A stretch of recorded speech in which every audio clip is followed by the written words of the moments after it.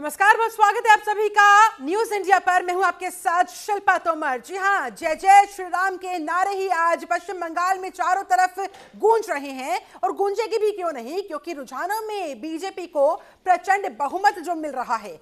जी हां, जो जबरदस्त मेहनत भारतीय जनता पार्टी की पूरी लीडरशिप ने की, आज उसी का ये नतीजा जो रुझानों में दिखाई दे रहा है। और रुझानों में 193 सीटों पर बीजेपी आगे चल रही है और टीएमसी 95 सीटों पर बढ़त बनाए हुए। लेकिन ये जो गैप है वो खुद ब खुद बाकी की पूरी कहानी को बयां करता हुआ रुझानों में बीजेपी को प्रचंड बहुमत, जबरदस्त जीत और इस तरह से बीजेपी ने इतिहास रच दिया। बंगाल की भूमि जो श्यामा प्रसाद मुखर्जी की भूमि उनकी धरती हुआ करती थी, वहां पर आजादी से लेकर अब तक कभी बीजेपी सत्ता में नहीं आ पाई थी। लेकिन इस बार खेला हो गया, इस बार खेला उल्टा ममता दीदी के साथ हो गया। और टीएमसी ने शायद सोचा भी नहीं होगा, क्योंकि जो बम्पर वोटिंग हुई थी टीएमसी मानकर चल रही थी कि जनता ने दीदी को रिटेन करने के लिए वोट डाले हैं। लेकिन यहां पर उल्टा हो गया, यहां पर जो रुझान है वो बीजेपी को प्रचंड बहुमत देते हुए। तो इस तरह से 293 सीटों पर पश्चिम बंगाल में रुझानों में 193 सीटों पर बीजेपी आगे चल रही है।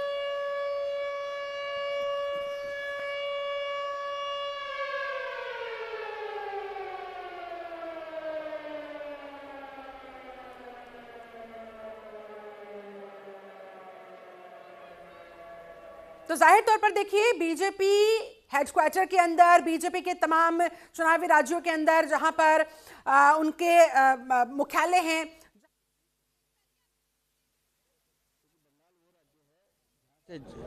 जनसंघ और भारतीय जनता पार्टी के विचार को श्रद्धेय डॉक्टर श्यामा प्रसाद मुखर्जी जी ने प्रारंभ किया था।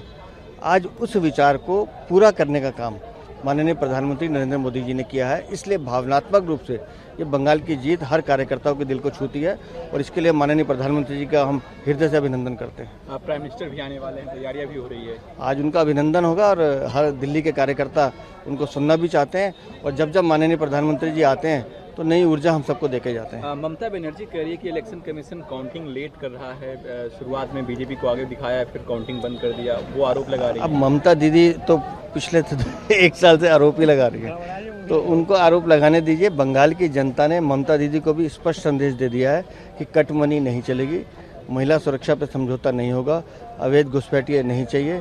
बंगाल को रोजगार चाहिए, बंगाल को शांति चाहिए, बंगाल को प्यार चाहिए, बंगाल को विकास चाहिए, जो माननीय प्रधानमंत्री नरेंद्र मोदी जी दे सकते हैं। साउथ के बारे में सर क्या कहेंगे, चाहे वो तमिलनाडु? देखिए, तमिलनाडु में डीएमके के शासन ने जिस तरह से अराजकता फैलाई थी और जिस तरह से उन्होंने सनातन को गाली दी थी, तमिलनाडु की जनता ने भी वो स्पष्ट संकेत डीएमके को दे दिया है। एनडीए ने अच्छा प्रदर्शन किया है और लगातार हम अपनी स्थिति और सुधारेंगे। ठीक है, थैंक यू सर।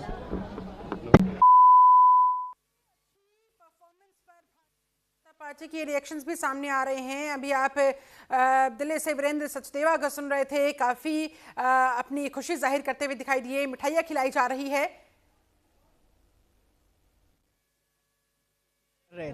उसे मोदी जी और अमित शाह जी ने बिल्कुल फेल कर दिया है। अब देखिए, बंगाल में इस बार बिल्कुल निष्पक्ष तरीके से चुनाव हुए हैं और परिणाम आपके सामने हैं।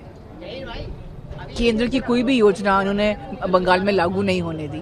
स्वास्थ्य की सबसे बड़ी योजना आयुष्मान कार्ड का लाभ हमारी बंगाल की माताओं बहनों को नहीं मिला। जो महिला डॉक्टर के साथ जो रेप का जो अनफॉर्चुनेट इंसिडेंट हुआ था, उसमें जिस तरह की असंवेदनशीलता या इनसेंसिटिव जो इनका रवैया था, उसी से उनके पतन की शुरुआत हो गई थी। और मैं कहूँगी आज बंगाल के लिए नहीं बल्कि पूरे देश के लिए बहुत खुशी का दिन है आज। ममता बनर्जी कह रही है कि अभी रिजल्ट बाकी है, आप लोग डटे रहिए कार्यकर्ताओं। अब क्या बाकी है, अब तो उनका जाना तय है।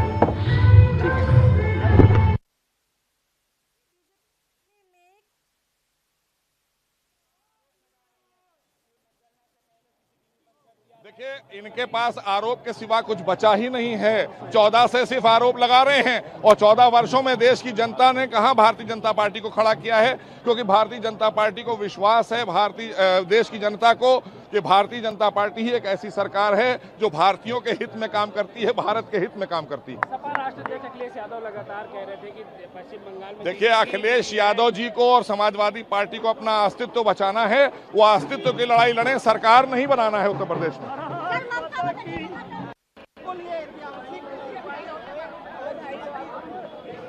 मान लीजिए नमस्कार। हो गया, दे तो चुके यार, क्या मालूम। भारत माता की जय, जय श्री राम, वंदे मातरम। अखिलेश भाई, सैफ भाई, चलो हम वहीं मिलने आएंगे। अरे क्या